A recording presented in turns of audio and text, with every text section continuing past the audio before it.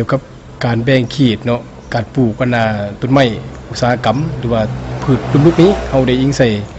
นำรัฐหรือกฎหมายของกระทรวงเกษตรกรรมวางออกเนาะในระยะ10ปีเบื้องหลังหั้นเนาะเส้นต้นว่านี่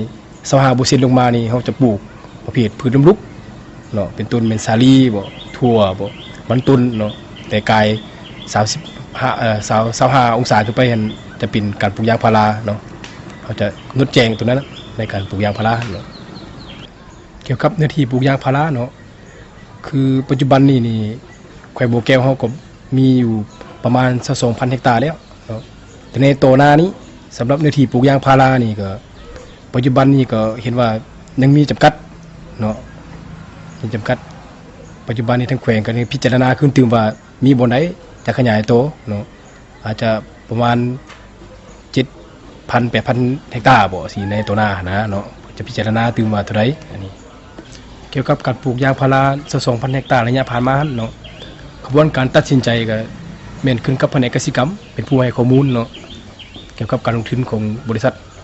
แต่ในแต่ละเมืองนั้นแม่นแผนกเกษตรกรรมนั้นเป็นผู้ให้ข้อมูลว่าแต่ละเมืองมีเนื้อที่หลายน้อยส่าใดที่จริงมี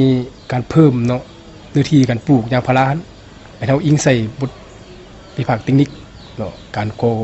ลงทุนของบริษัทจีนว่าปีนี้เจ้าจะให้เจ้าจักเฮกตาร์อิงใส่บทวิภาคเศรษฐกิจเทคนิคของบริษัทกระบวนการตัดสินการปลูกยางพาราเนาะเฮาจะแบ่งแต่ละศูนย์เนาะของแต่ละเมืองนั้นให้กับบริษัทว่าปีนี้เจ้าต้องเฮ็ดอยู่นี่ก่อนเท่านี้เฮกตาร์ปีนั้นเจ้าจะเฮ็ดอยู่บ่เขตนี้เนาะอิงใส่การตัดสินใจของแผนกเกษตรกรรมเมืองของแขวงเฮาเป็นผู้วางให้ทางบริษัทว่าจะปลูกอยู่ที่ใดเนาะเกี่ยวกับการปลูกยางพาราแขวงบุแก้วนี่เฮาจะใช้สูตร2+3เนาะ2+3ว่าส่วนนึงจะเป็นดินเนาะแล้วก็แรงงานบริษัทจะเป็นทุนแล้วก็เทคนิคแล้วก็ตลาด